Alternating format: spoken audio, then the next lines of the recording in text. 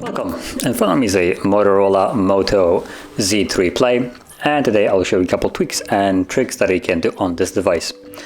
So to get started, we're going to begin with the device theme, which will allow you to set up a darker or lighter theme on your device in certain parts of it. So for instance, when you pull down the notification panel, as you can see right now it's in light mode, even though it's, I believe right now, set to be automatic, and I would clearly define this wallpaper as a dark wallpaper, so it also should set the notification to dark.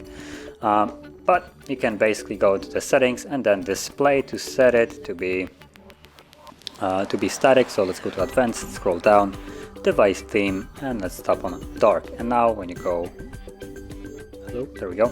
When you pull it down, you have this darker theme. So it just adds a little bit more of a pleasant look, in my opinion. I just prefer it personally. Then moving on, we're gonna go into the option to show password, or well, in a way do the exact opposite of that.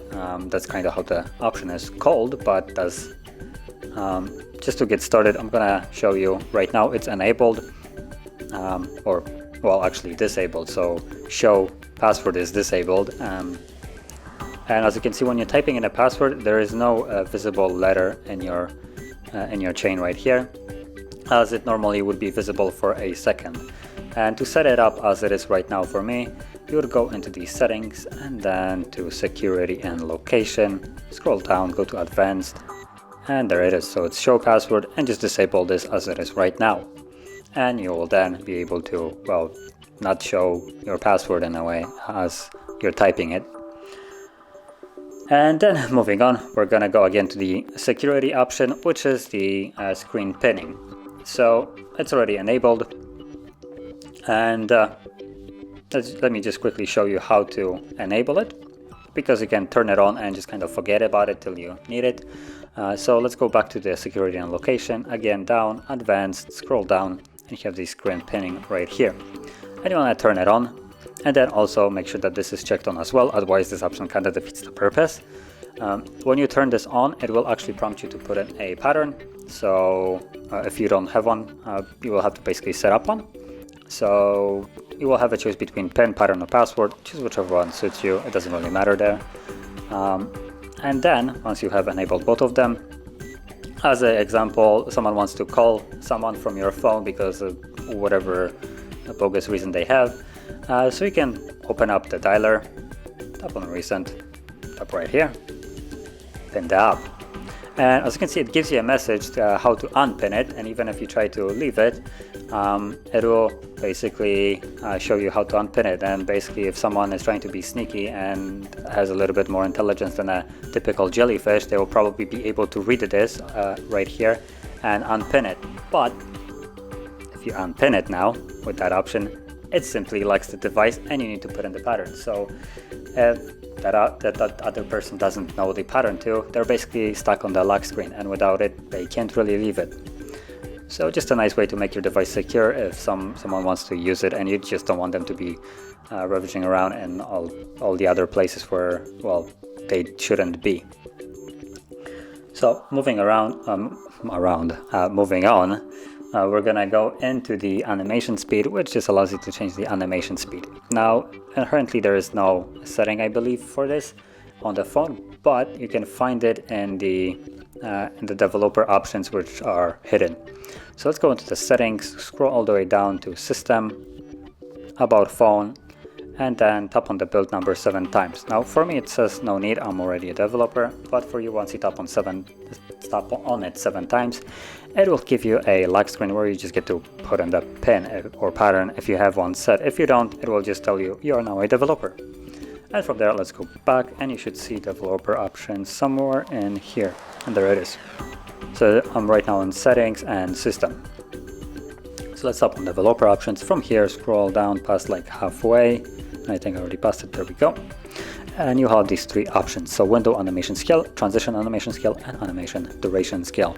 And you can choose each one of them. Now, each one of those options corresponds to different kind of animation. So as an example, the first one, window animation scale, is this window that pops up. And as an example, I can change it to times 10 and you'll see how slow it opens right now. Now by default everything is set to 1, but you can set it to, for instance, half speed, all of them, and like I said, each one of them corresponds to different fonts. So you have the animation scale, transition animation scale, which is just a transitional scale, and animation duration scale, which is just any kind of like this, closing and opening. And as you can see, all these animations of closing, zooming in, out are now significantly faster than they were previously. So that is how you could speed them up. Or if you want, you can basically set it to off, like so. And now there won't be any kind of animation whatsoever. As you can see, there is no zooming, it just pops in and out instantly. So that is just a more drastic approach to this if you want to speed up the use of an app substantially. And then moving on to the last thing that I wanted to show is the Moto app. And in there we have a bunch of settings. If you go into the features right here, and for instance Moto actions, you have several things. So lift awake, media control, just I think it's an lock screen, screen editing, 3-finger screenshot, 1-button navigation. This is probably one of the better ones that I personally like. And once enabled, it just brings up this 1-button navigation. So in other words, it's just a gesture navigation. Now normally when you first set up the device, let me just disable this. When you first set up the device, after I don't know, a couple of minutes, you should see like a greenish, basically the same color as the toggles, button right here, and you can tap on it and it will ask you if you want to enable this 1-button navigation, so you can then choose to do so. But if you dismissed it back then, you can go to the Moto app and just enable it right here.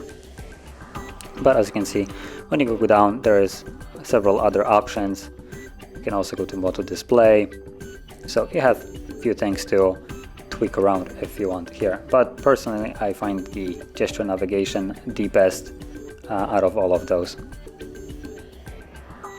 So the way it works is you can basically go to recent. If you swipe up and hold, tap on it, it looks like tapping on it goes home.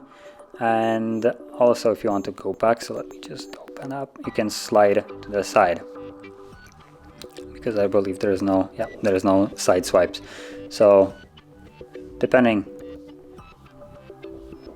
actually I'm actually being confused by this, so it actually doesn't work normally. Let's see, that goes home, so let's go back to the settings. That also goes home. Trying to figure out where the back button is. That just goes to other app.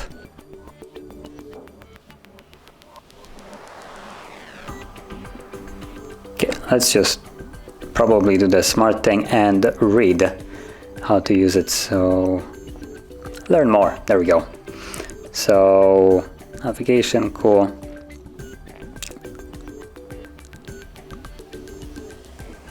Is there any other way to swipe left to go back, swipe left to switch up? So probably this. And now we have back, so it looked like we needed to change it. So there we go. But this would conclude all the tweaks and tricks that I wanted to show. And if you found any of them helpful, don't forget to like, subscribe, and thanks for watching.